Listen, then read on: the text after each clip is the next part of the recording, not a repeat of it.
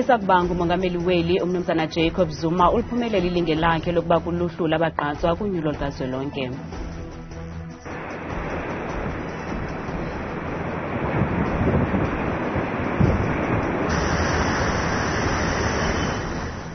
Abezohlangulo bayibeke phansi kwelise libukhali imeko kwiphondo laseNtshona Koloni. We need to score, we need to go for it and score, but we also need to be aware to not concede. Banyana Banyana izimisele ukuphumelela umdlalo wayo neNigeria ngokuhlwa nje ukuzibekela indawo kwimidlalo ye-Olimpiki nezaqala ngoJulayi.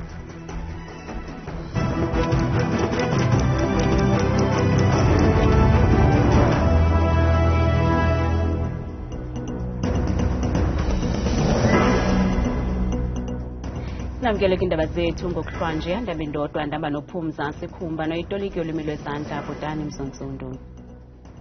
Lwebesakubanga umongameli weli umnumzana Jacob Zuma uzakubakho kuluhlu labagqatswa njengomongameli weqela lomkhondo wesizwe kunyulo likazwelonke lenyanga ezayo okuze emva kokuba inkundla yezonyulo ikhuphe isigwebo sayo ngalemva kwemini nebesibekela bucala isigqibo sangaphambili sekomishoni ezimeleyo yonyulo sokungamvumeli lokazuma ukuba abekho kuluhlu labagqatswa okanye abebubuso beqela le-MK.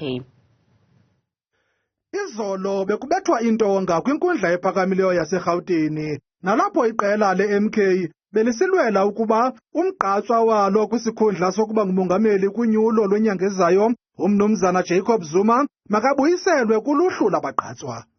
Ntlandlolo ikomishoni ezimeleyo yonyulo yamkhupha lo kaZuma kuluhlu labagqatswa ngelithi ukugwetywa kwakhe isithuba senyanga ezili-15 ngokudelela umyalelo wenkundla ngo-2021 kumenza angakwazi ukuba kuluhlu labagqatswa kunyulo. Namhlanje ke inkundla yezonyulo isikhabile isigqibo sangaphambili se-IEC sokumkhupha umnumzana Zuma kuluhlu labagqatswa. Indeed, this gives a lot of moral boost for Umkhonto Wesizwe and former President Jacob Zuma. It clears a lot of what would appear to have been confusing and indeed a very frustrating moment for former President Zuma and his party, the MK party. Lokandowu ulebele ngelithi iqela le-MK nomnumzana Zuma ngoku baza kuzinikela ekugayeni inkxaso yonyulo ngokukhululekileyo. That mountain that was there, and I know there was a lot of anxiety that was there. Now that it's removed, the focus for MK party and former President Jacob Zuma is to ensure that they focus on the campaigns and indeed win the elections. Kukhangeleka ngathi iqela le-MK liwugqithile umnqantsa ebelijongene nawo kwaye imimoya iphezulu kweli qela nabalandeli balo abasakwazi kulinda de kufike umhla wonyulo kwinyanga ezayo. Xa sihlabela mgama ziqekelelwa kuma-28 izikolo ezichaphazelekileyo kwimozulu engentlange ethwaxe iphondo laseNtshona Koloni ngakumbi kwisithili Overberg ukusukela ngecawa. Kungoku nje abasemagunyeni balindele unongekehli ezimvula zimandla nezikhatshwa imimoya ebhudlayo sele zisube umphefumlo womntu omnye zadala nomonakalo omandla kwiziseko zophuhliso nakwizakhiwo zeliphondo.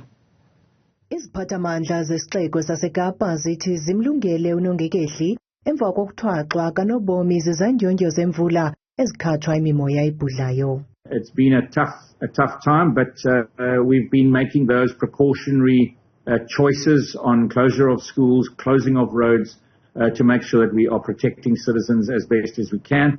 And of course now we'll still work our way through the flooded areas of the Garden Route, but the mopping up is now starting.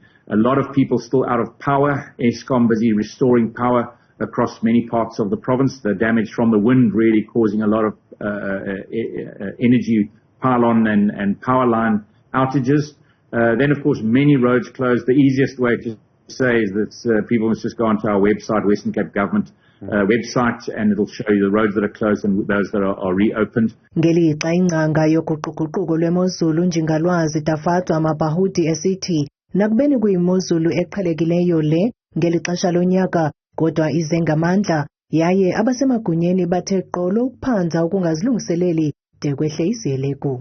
The challenge that we always have is we respond after the fact when events are starting to unfold, when we should have responded proactively before things happen to put measures in place so that, if things happen, which they will, what we need to mitigate is the damage to infrastructure, property, lives and livelihoods. Ukanti ziliqela izikolo ezichaphazelekileyo nezivaliweyo izolo nanamhlanje.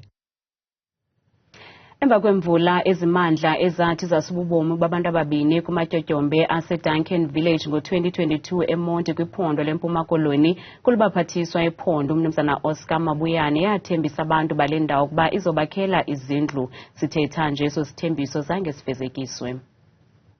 Emva kwemvula ezimandla ezathi zasuba ubomi babantu ababini kumatyotyombe waseDuncan Village ngo-2022 eMonti kwiphondo leMpuma Koloni, inkulu baphathiswa yephondo uOscar Mabuyane yathembisa abantu bale ndawo ukuba izobakhela izindlu. Sithetha nje eso sithembiso zange sifezekiswe.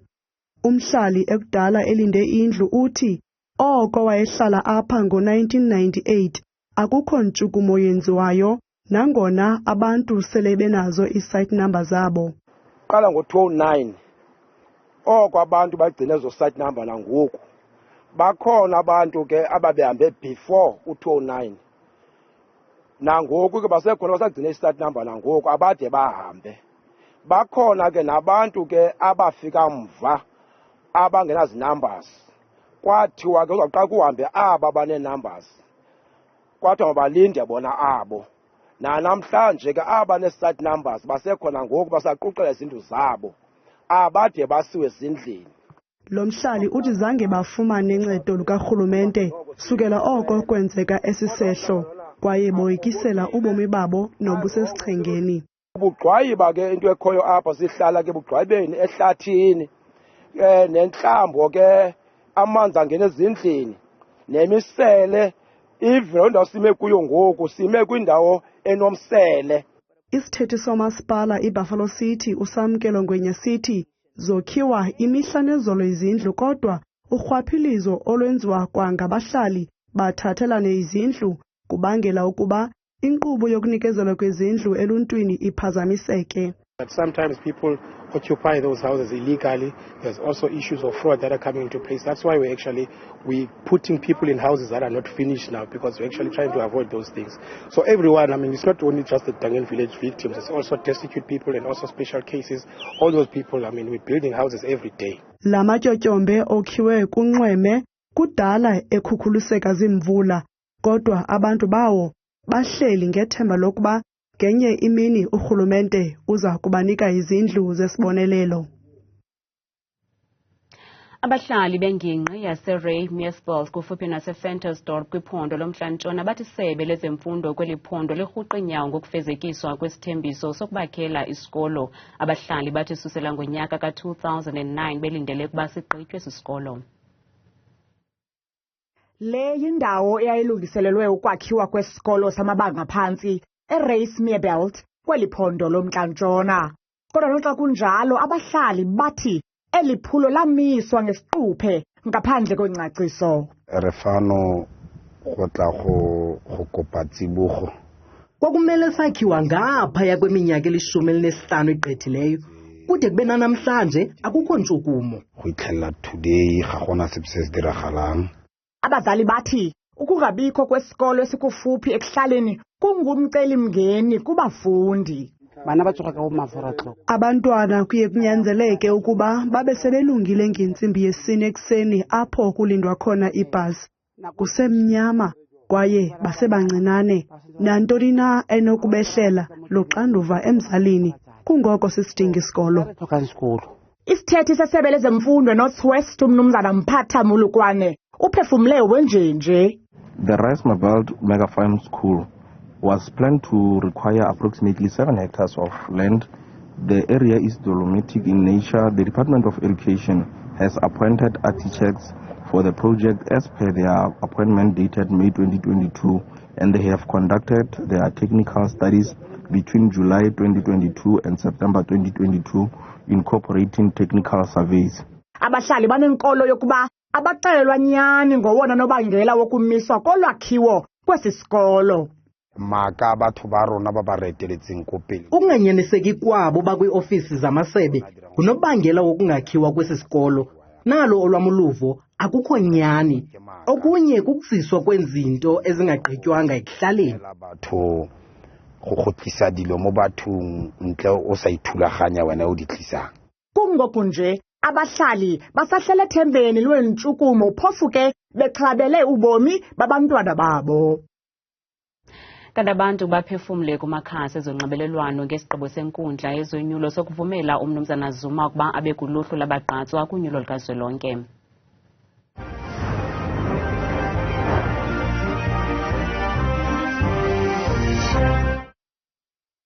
Abathi mabamiyeke utata uZuma Nkosi yami ezinto afunayo ukuyenza ngoba bengasiboni nesidingo mina soba makathintelwe. Uyabona umnumzana uZuma lento uyiphiwe leyo nto uzala nayo uphuli nokuthanda abantu uzala nakho. Izawubhena iANC ngeke ijabule tu ivuye ngesisigqibo salenkundla.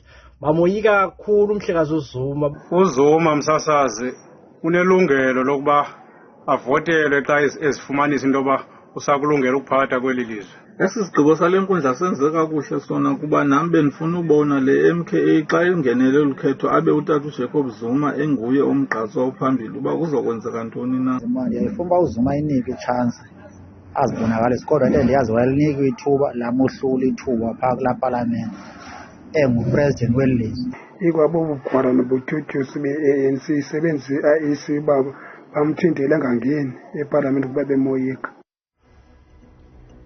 uSylvester Sivuthatha uthi Thatha Nxamalala Thatha ndiyavuya mna i-ANC izokhe inyuse ikawusi. Thamsanqa Nduna Hlwele uthi hayi mna ndiyafuna vele ingabi ngathi udlelwe indlala kodwa inye into endiyaziyo mna uZuma walinikwa ithuba lokongamela wohlulakala utsho secuwa emsobomvu. Mawethu Mdala uthi mabamiyeke uZuma wethu ukude kubo. Bukelo ngaphefumla kwimixholo yethu sebenzisela nombolo kaWhatsApp nengu 071 670 2548. Sikhatywe nendleko isicelo esingxamisekileyo selungu lepalamente le-ANC umnumzana Boy Mamabolo sokubuyiselwa kwegama lakhe kuluhlu lokugqibela labagqatswa be-ANC kwiphondo laseLimpopo abaza kungenela unyulo lukazwelonke. Isicelo sakhe siphulaphulwe enkundleni ephakamileyo eRhawutini namhlanje. KaMamabolo uthi ukhutsha kwegama lakhe kuluhlu lwe-ANC kuza kuba nechaphazi libi kubomi bakhe njengoko exhomekeke kumvuzo wakhe njengelungu lepalamente le-ANC. Ngelixa umbutho ANC umile kwelokuba okaMamabolo akahlangabezani neemfuno zokuba lilungu lepalamente njengoko engenalo ixwebhu eliqinisekisa ukuba unayo imatric yaye oko wayekwaziswe ngaphambi kokufaka igama lakhe. Sekela Mongameli weli umnumzana Paul Mashatile uvakalise ukuba zisemendweni izicwangciso zikarhulumente zokuphelisa ucimicimi wombane xa uthambeka lo nyaka. Sekela Mongameli ubethetha kwisifundo sikawonke-wonke eRhawutini nebesiqaphela inyanga yenkululeko. Kananjalo kaMashatile ukhankanye indima eselegangathiwe ngurhulumente kule minyaka engama-30 eli lincam lenkululeko. Eqaphula kwimiba ephambili elikhankathe kuyo ilizwe loMzantsi Afrika okoko lathi lakhululeka kumakhamandela engcinezelo usekela mongameli umnumzana Paul Mashatile uzingomba isifuba ngelithi urhulumente ukwazile ukuhlumisa uqoqosho ngokuthi atyale intywenga yemali yaye nocimicimi wombane uzaba yimbali ekuzeni kuphela kwalo nyaka. To determine our commitment to building an inclusive and growing economy, we have raised so far 1.5 trillion rands in new investment commitments, of which over 500 billion rand has already flowed into the economy. Phakathi kwemiba iqhwabela izandla exatyiliswe ngurhulumente okaMashatile uthi kukwakhiwa kwezindlu ze-RDP nokuphuculwa kwezempilo. The government has made significant progress in addressing socio-economic inequalities through social welfare programs in housing, healthcare, education and social services. Uxoli ngqokoqo ngokuhlaba ikhwelo lokuba abemibeli bahambe kumzila weenkokheli zangaphambili bakhusele inkululeko yeli lizwe. Abafundi kwisikolo eHoly Rosary eEdenvale eGauteng bathi bavuna iziqhamo zokuhlala iintsuku ezingama-40 ngaphandle kwee-cellphones zabo. Abafundi besi sikolo basingathe iphulo lokuhlala ngaphandle kwee-cellphones zabo njengenxalenye yokusebenzisa ii-cellphones ngobuchule oku kubakhusela kwiingxaki ezibangelwa kukujonga nokusebenzisa ii-cellphones ixesha elide. Kuthe xibilili emveni kokuba abafundi bethe bazinikezela ekubeni babeke ecaleni imfonomfono zabo kangangeentsuku ezingama-40. In the beginning of the pledge, it was kind of tough because I didn't know what to do with myself. I had to find new ways to challenge my mind and to entertain. I started getting more into crocheting. I created a few stuff. I got more into drawing and I spent time with my siblings and bonded more with them. After dinner, I'd sit with my family and we'd talk and we'd have fun. Kusenjalo, isikolo sithe safumana inkxaso emangalisayo kubazali ngoku. So we understand what we are currently going through, the struggles of being addicted to smartphones, the struggles of being addicted to the social media platforms, the constant need to have your post be liked, and when you don't get enough likes, the emotional impact that comes with that. And so we decided, imagine having that placed on an 8-year-old. Liwake linama-29 labafundi bebanga lesine nelesixhenxe abathe kwinyanga ephelileyo bazibophelela ekuthatheni inxaxheba kulo miselo. Oku kumiselwe ngethuba inqununu yesikolo ithe yaqaphela ukuzinikezela kwabafundi koonomyayi babo. And listening to parents on their frustrations on how to monitor the cell phones. I'm also very, very aware of the research that's coming through at the moment around the early adoption of smartphones, particularly in girls, can be an accelerator of mental health issues. Isikolo sithi sinesicwangciso esingakumbi sokuqhubela phambili iminyaka yeliphulo lonomyayi obunobuchwephesha bale mihla ngethemba lokuba abantwana baya kuba nesithukuthezi. Banyana eliqule yaligangatha ukuzilungiselela umdlalo omlenze wesibini wanamhlanje neNigeria ukuzibekela indawo kwimidlalo ye-Olimpiki ngoJulayi. Eli qela lasekhaya labethwa ngenqaku elinye eqandeni iNigeria kumlenze wokuqala, kanti lo mdlalo uyaqala kwimizuzu engephi ukusuka ngoku kwibala laseLoftus ePitoli. Amaqobokazana lapha ekhaya aya kulo mdlalo eyazi mhlophe ukuba kufuneka uphumelele lo mdlalo uba afuna ukuzibona ekumaqela aza kuthabatha inxaxheba kwimidlalo ye-Olimpiki neza kubanjelwa eParis ngoJulayi walo nyaka. Lo mdlalo awuzukuba lula ke nanjengoko iBanyana yabethwa ngenqaku elinye eqandeni iNigeria kumlenze wokuqala. Kodwa iqela likaDesiree Ellis linethemba lokutshintsha izinto phambi kwezihlwele zabalandeli balo nanjengoko lidlalela ekhaya kulo mlenze wesibini. Kwaye umqeqeshi ukubeke kwacaca ukuba iqela lakhe kufuneka lifake amanqaku zibekwa nje ukuba lifuna ukuzinika ithuba lokuya kwimidlalo ye-Olimpiki. We need to score. You know, we need to go for it and score, but we also need to be aware to not concede and make sure that we score first to get the game back on even keel and then, you know, try and control it, which we did a lot in the second half, but we should start the game, the next game, going like that, you know, and I think the players were really up for it. I think in the second half, they really went for it. Unfortunately, we didn't get the goal. Lo mdlalo uqala ngecala emva kwentsimbi yesixhenxe ngokuhlwa nje kwibala iLoftus Versfeld ePitoli. Sithi amaqobokazana ngalala endleleni kunyembelekile nibuye nodumo ilizwe lithembele kuni maqobokazana. Asiphasa amehlo kwimozulu siyiphathelwa ngithabile Makhaphela.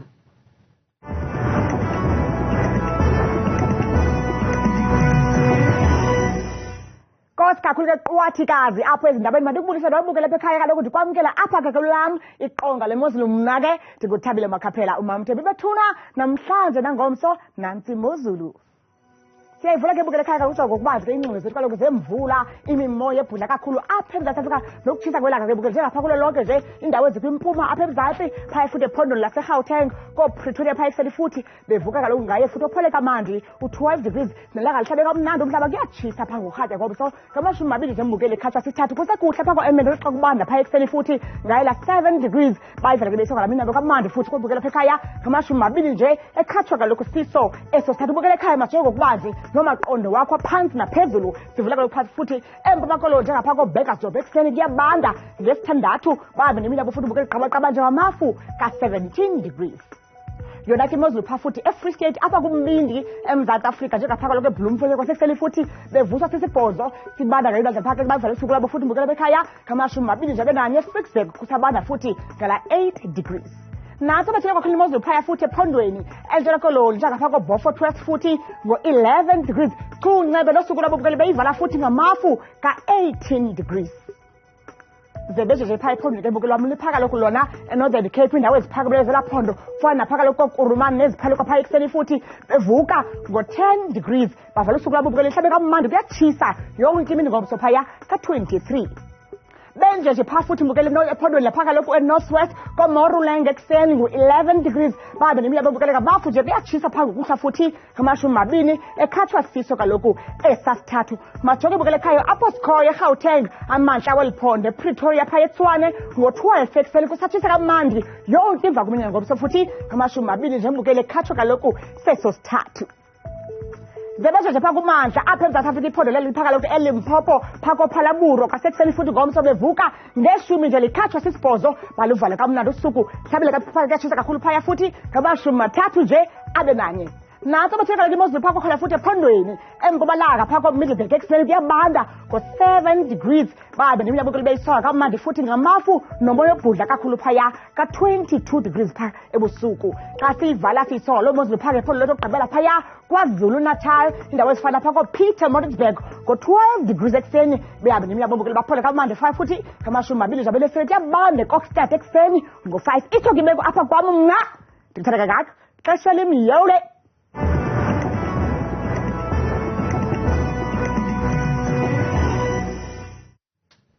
kanibukela ungazifumana ezindaba nezinye kwiqonga lethu le-YouTube nelithi indaba zethu 163 kamnandi mawethu.